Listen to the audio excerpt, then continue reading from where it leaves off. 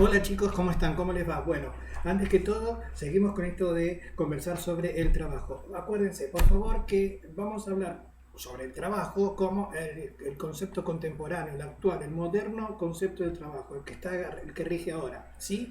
Por el cual una persona ofrece su actividad física o intelectual a cambio de una remuneración. Eso es lo que vamos a considerar trabajo. Cada actividad humana y acá subrayamos que es actividad humana, porque para descartarla de la que es la actividad animal. Los animales también hacen trabajo, ¿no? Hacen actividades físicas, pero no reciben ninguna remuneración. No le voy a pagar a un buey, ¿no?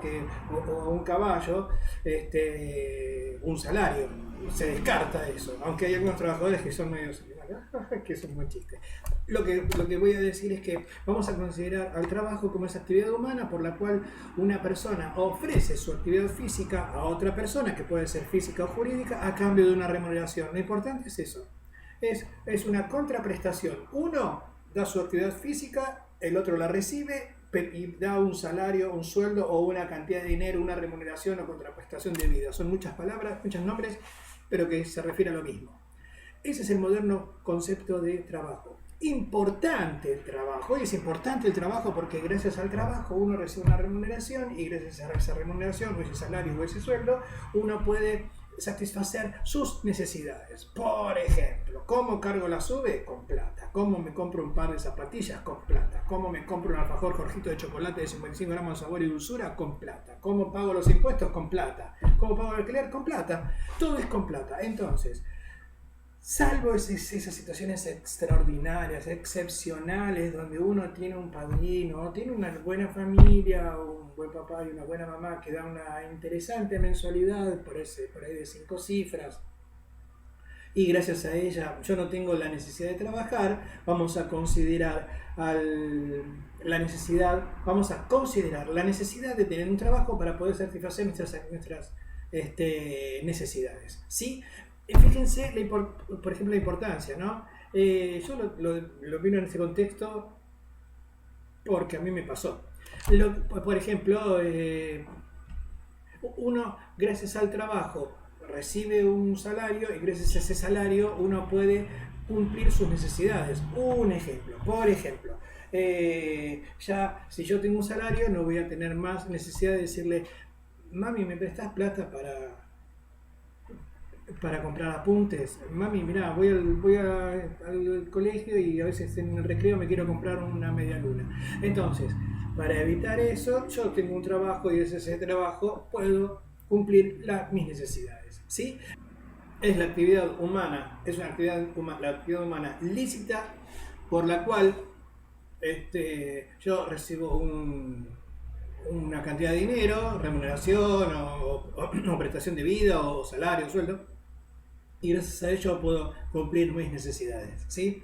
Ese es el concepto moderno que vamos a tomar nosotros de trabajo. Pero para diferenciarlo, que el ser humano, la humanidad, siempre trabajó, ¿no? O mejor dicho, hizo actividades físicas para poder satisfacer sus necesidades. Y ahí vemos que en sí, si uno se pone a pensar, esa actividad física a la que nos referimos es la transformación de la materia prima en cosas necesarias para poder vivir, ¿no? Reproducirnos, crecer, etcétera. O un ejemplo, ¿no? No sé, de la tierra se cosecha el trigo y se hace la harina, se cosecha el maíz y se hace la polenta, se cosecha el girasol y se hace el aceite, se cosecha la papa, las vacas, el agua, todo eso.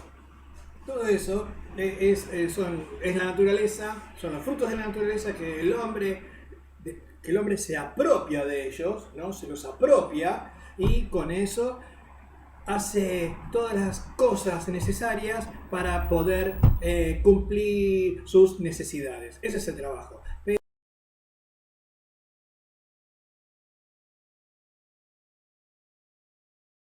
Pero trabajo, así como lo consideramos en la actualidad, sí, la actividad física por la cual una persona recibe la actividad física lícita por la cual una persona recibe un salario, Es un concepto, como dije, contemporáneo, ¿sí? ¿Por qué? Porque a través de la historia no siempre ocurrió así. Veamos, miren esto, ¿sí? En la prehistoria, nosotros vamos a considerar prehistoria la etapa de la humanidad previa a la escritura, ¿sí? A partir de la escritura eh, se considera que hay historia, antes hay prehistoria. En la época prehistórica, esto es una conjetura, porque bueno, son hipótesis, ¿no? Nadie sobrevivió a aquella época. Entonces, en la época prehistórica no existía un trabajo determinado para cada una de las personas, ¿no? Es decir, no había lo que se dice una determinación de funciones. Todos, una comunidad de seres humanos, cumplían todas las funciones todos juntos, ¿no? La caza, la pesca, la recolección de frutos, eh, eso, la crianza de los hijos, etcétera. Eso se llama o se considera como una comunidad, se lo considera como un comunismo primitivo, así se le llamó. ¿Por qué? Porque parecía un comunismo, literalmente, ¿no? Es decir, todos eran iguales, todos tenían las mismas funciones, ¿eh? Porque decía, eso no es mi laburo, no, eso te toca a vos, eso no existía. Entonces se le llama así, se le llama un comunismo primitivo, ¿sí? Con el tiempo, el hombre, que era en esa época, en la época de la prehistoria, eran nómades, es decir, que migraban por distintos lugares para poder conseguir lo que precisaban para poder subsistir. El hombre se volvió sedentario. ¿Y cómo fue? Bueno, primero empezó a domesticar animales, ahí se hizo pastor, lo que se llama pastores, ¿no? El pastoreo, y por otro lado empezó a cultivar la tierra, pero en huertas, ¿sí? Eran chiquititas, se llamó horticultura. Y esas dos funciones, el pastoreo, ¿no? la crianza, la domesticación de animales y la horticultura, lo que hizo es dar un paso el hombre, ahí la humanidad da un paso y dejó de ser nómade, es decir, de conseguir sus alimentos de forma azarosa, pasó a garantizar que tenía la comida siempre. Y eso, bueno, hizo previsible la vida, la volvió previsible.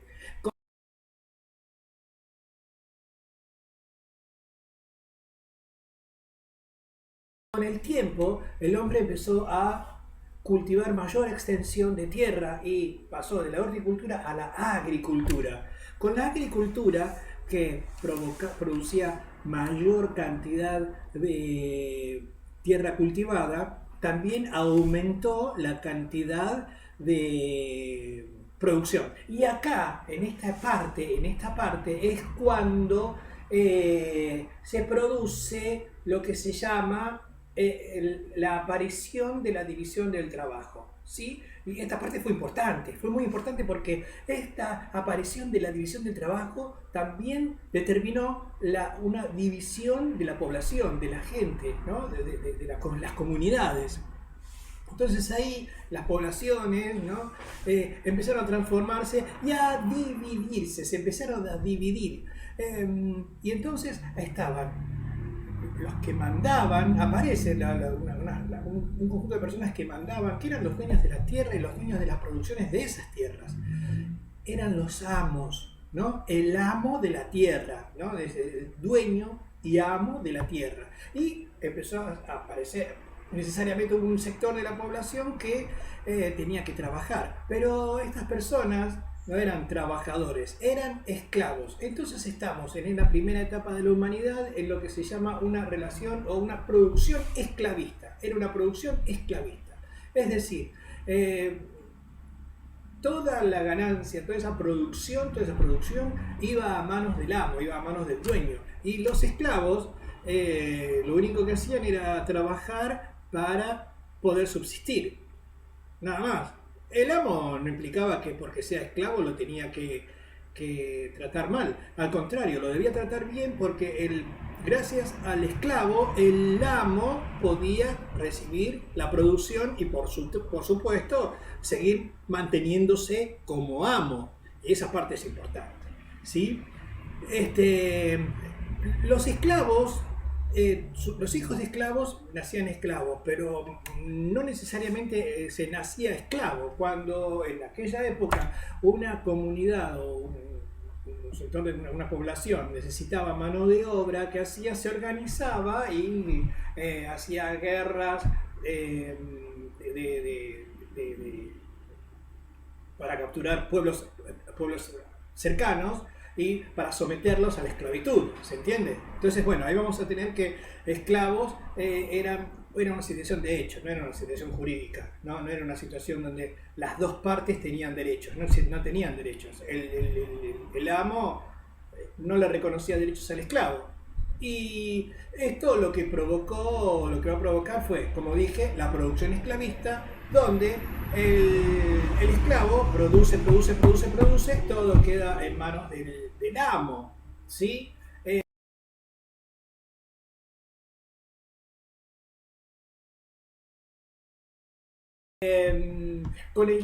Más adelante lo que va a ocurrir, un poco más adelante lo que va a ocurrir, es la aparición de lo que nosotros conocemos como la servidumbre. A partir del siglo I a.C. comienzan algunas religiones monoteístas y principalmente el cristianismo, que el cristianismo va a decir que todos somos iguales y eso influye, ¿sí? Va a empezar a extenderse ese pensamiento de que todos somos iguales.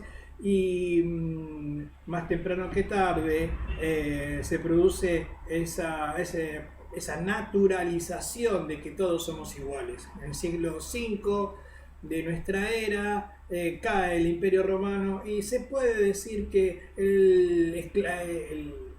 la producción esclavista o esa cuestión de esclavitud entre el amo y el esclavo va a desaparecer, o mejor dicho, se va a transformar, esa producción se transforma, deja de ser esclavista para llegar a ser lo que se llama de servidumbre. Hay una servidumbre, hay una nueva relación social entre el que manda y el que obedece. Muy bien, entonces, a través de la... Es una especie de evolución de la humanidad, ¿no? Se pasa de la producción esclavista, donde había un amo y un esclavo, ¿sí? Se pasa a lo que se llama una producción feudal, ¿sí? Donde gracias al aporte del cristianismo ya no se va a considerar que hay dos clases de un amo y un esclavo, sino que se va a tener presente que salvando las distancias, los dos son personas. Pero acá rige, como les decía, se llama la producción feudal. En este caso, la tierra tiene un dueño, sigue teniendo un dueño. Ya no se lo va a considerar plenamente el amo del esclavismo, sino que va a ser el señor feudal. El señor feudal es el dueño de un feudo, ¿no? de un territorio, y él es el único que le puede reconocer derecho a una persona a vivir en ese territorio. Fíjense que ahora ya la persona tiene derecho a vivir en un lugar, ¿sí? Que no es poco, ¿sí? Entonces esa persona puede vivir en su lugar. Acá se va a producir una especie de un contrato. Esto es un contrato, ¿no? Acá ya estamos en un lugar donde hay un contrato y donde, como en todo contrato, se presume igualdad de partes, ¿no? Esta presunción de igualdad de partes decía que las dos partes tenían derechos y las dos partes tenían obligaciones.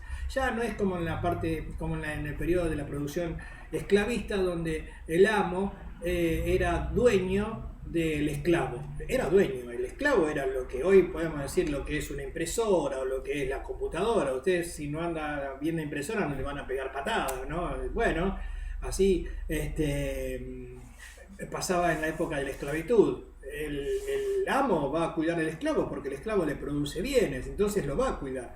En la época de la servidumbre, como dije, hay un contrato. En esta parte hay un contrato donde el señor feudal se obliga, toma la obligación de cuidar a ese se le llamaba así, siervo de la gleba, así se le llamaba, era un siervo y de la gleba, ¿no? Era una especie de servidumbre, ya no había una esclavitud, era una servidumbre. Pero este siervo de la gleba tenía ciertos derechos. Por caso tenía derecho a vivir en la tierra del señor feudal, tenía derecho a tener su casa, tenía derecho a consumir parte de los bienes que producía la tierra. O sea, tenía esos derechos. Pero también tenía derecho a ser defendido por el señor feudal. El señor feudal se obligaba a cuidar al siervo de la gleba. Esto de cuidar al siervo de la gleba no necesariamente significa que si venía una patota para reventarlo, ahí saltaba el señor feudal y lo defendía, no solamente en eso, sino que también lo defendía en los periodos donde por ahí el siervo estaba enfermo o tenía algún problema. Si fallecía el señor feudal, se hacía cargo de la familia. Entonces existía una obligación, existía un derecho del siervo de la gleba y existía una obligación de parte del señor feudal.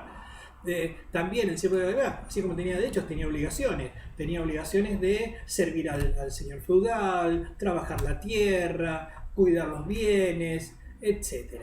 En este momento histórico, la producción de bienes es bajo una economía cerrada. ¿Qué significa que sea una economía cerrada? Es que todo lo que produce el feudo se consumía en el feudo. Eso se llama economía cerrada. Es decir, no había intercambio entre un feudo y otro feudo, o era muy leve.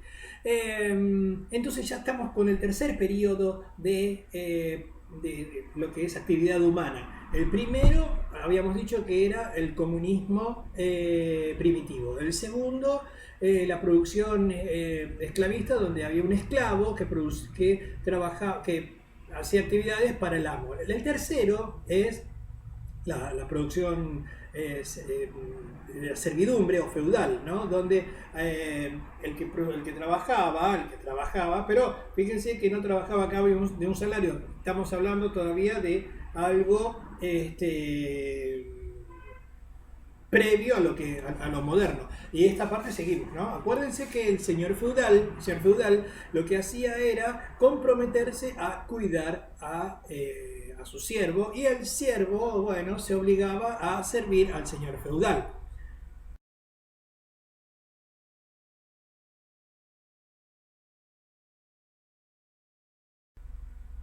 Y esto se mantenía, ¿sí? A partir del siglo XI más o menos se producen las cruzadas, donde los cristianos europeos van a Jerusalén con el ánimo de expulsar ahí a los musulmanes. Esto lo que hizo fue aumentar el tráfico, primero los contactos entre Europa y Oriente. Cuando decimos Oriente estamos hablando, Europa y Oriente, cuando decimos Oriente estamos hablando del este, ¿sí? Vamos a hablar sobre lugares como lo que hoy es Turquía, lo que hoy es Irán, lo que hoy es India, lo que hoy es China, lo que hoy es Japón, ¿sí? Que eran un poquito más avanzados, bastante más avanzados que los europeos, en muchos sentidos, ¿no? Entonces, comienza mayores relaciones entre Europa y el este y Oriente, y también aumenta la cantidad del comercio, ¿sí? Aumenta el comercio entre Europa y Asia, entre Europa y Oriente, y se produce en Europa lo que se conoce como la revolución comercial. Esta revolución comercial se fundamenta en que existía una importación de bienes desde Asia y se vendían en Europa. Lo que va a producir esto es la aparición de comerciantes y de mercaderes, pero no solamente de comerciantes y mercaderes, sino también de financistas. Esto es grosso, ¿por qué? Porque ahí hay comerciantes que venden bienes, mercaderes, ¿no?, que venden mercaderías, y financistas que van a financiar los viajes a Asia para traer mercadería y venderlas en Europa. de a poco comienza a aumentar el tráfico de bienes y aumenta el comercio, ya estamos hablando más o menos siglo XII, siglo XIII en Europa, y en los castillos, afuera de los castillos comienzan a ver lo que se llaman unos mercados, donde uno iba, compraba las cosas que eran importadas de Asia. También comienzan a producirse bienes. Esto se fue en más o menos siglo XIII, siglo XIV. Comienzan a producirse bienes en Europa. Y esos bienes se hacían en aldeas que poco a poco esas aldeas, al aumentar de tamaño, se las empezó a llamar burgos. Burgos, que en realidad el burgo es la entrada. El burgo se le llama al lugar, a ese sitio de entrada a una población. Ese era el burgo. Pero nosotros decimos entrada, pero le decían burgos en aquella época. Entonces, una vez que uno entraba a ese lugar, como era el burgo, ¿no? La entrada era ese, le decían el burgo, ¿no? Quedó la entrada, el nombre genérico del lugar donde vivían, que eran unas aldeas grandes, ¿sí? ¿Quiénes vivían en los burgos? Los burgueses. ¿Y qué pasaba en los burgos? Bueno, en los burgos, y acá se inicia el moderno concepto de trabajo. Fíjense, siglo XIII, siglo XIV de nuestra era. Estamos en el siglo XXI. En estos burgos, el burgués producía bienes y estos bienes eran comercializados. Y acá aparece, el burgués en el burgo contrata trabajadores.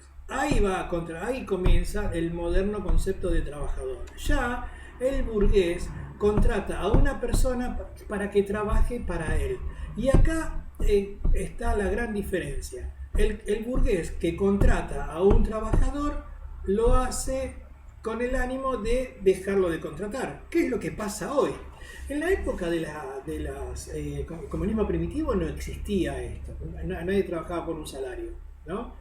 En la época de la esclavitud, el amo se hacía cargo del esclavo porque lo necesitaba para producir. En la época de la servidumbre, el señor feudal necesariamente cuidaba al servo de la gleba o al vasallo. ¿Por qué? Porque tenía un contrato y estaba obligado por ese contrato. Pero con los burgueses, el burgués es libre, ya sea libre de contratar a una persona como libre de despedirlo. ¿Qué es lo que está pasando hoy? Hoy, por caso, yo doy clases, ¿no? Pero el colegio no está obligado a darme trabajo. Si el colegio quiere, me dice, bueno, muchas gracias, no trabajamos más juntos y yo me voy. Es decir, es libre de contratarme, es libre de tenerme como trabajador ahí. Y esto ocurre a partir del surgimiento de los burgos y de los burgueses. Ahí, en esa época, ya el burgués, si necesita un trabajador para poder trabajar, lo contrata. Y cuando termina el contrato, no le da más laburo y se terminó el contrato. Y ahí está el moderno concepto de trabajo.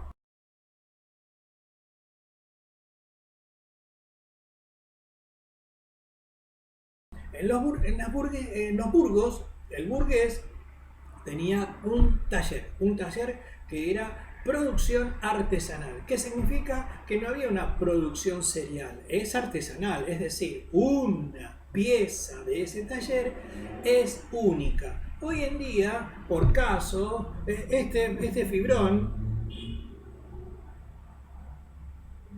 es fungible, es igual a todo.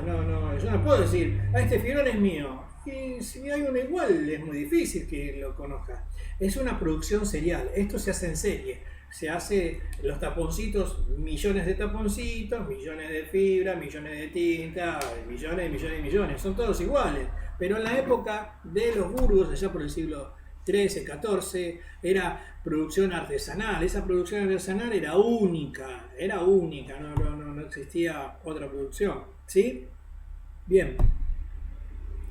Este pensamiento o esta actitud de ya estamos hablando de trabajadores. Estos trabajadores, más que trabajadores, eran artesanos, ¿sí? Donde hacían una pieza única. Hacia el siglo XVIII, ya por 1760, va a surgir o se produce la revolución industrial, más que todo en Inglaterra, en Europa. Esta división industrial que se esta revolución industrial que se produce en Europa es con la aparición de las máquinas a vapor. Estas máquinas a vapor lo que van a hacer es van a posibilitar la mayor producción de bienes en menor cantidad de tiempo y con menor cantidad de actividad humana. Fíjense, mayor cantidad de bienes en el menor tiempo con menor participación humana, ¿no? Es decir, ahora se van a hacer más cosas en menos tiempo, pero con menos personas, ¿sí? Es decir, para hacer lo mismo, el artesano, el burgués, el artesano, necesitaba muchas más personas, pero gracias a las máquinas que surgen con la revolución industrial, se van a necesitar menos personas. Y ahí aumenta la producción. Pero en esta producción, que es seriada, ¿sí? Lo más importante que va a producir es que se va a reemplazar a la persona y ya esa persona que trabaja, a diferencia de lo que pasaba antes con lo artesanal, ya no produce un bien que él sabe que él lo hizo. A partir de ahora, eso está hecho en serie. Y se produce. Nadie va a decir, por ejemplo, ay, no, ustedes nunca van a ver un trabajador que va a decir así, este fibrón lo hice yo. Sí, me acuerdo cuando lo hice. Ay, siento como que es un hijo mío. No, para nada.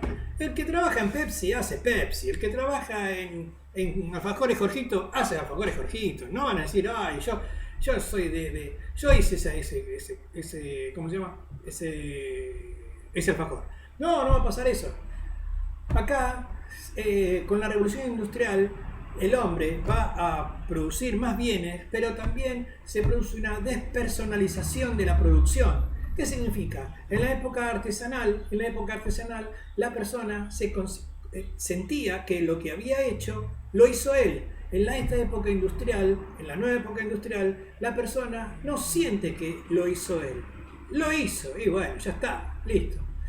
Ya estamos en la etapa de lo que es el moderno, el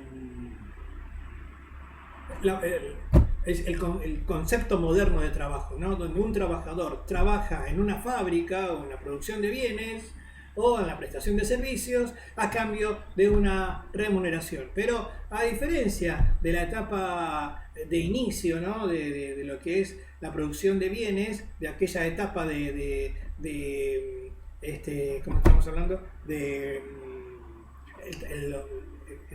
La producción artesanal, ahora la producción es despersonalizada, es industrializada, tiene mucho, y ya el trabajador dejó de ser parte de la creación de una cosa. Ya es un trabajador que está produciendo bienes. Muy bien, ojalá les haya gustado. A mí me gustó esto, está bueno porque uno se da cuenta, ¿no? Más vamos a ver en la próxima clase, que se da cuenta qué clase de trabajadores somos. Bueno, chicos, nos vemos, fue muy lindo. Nos vemos pronto. Chao.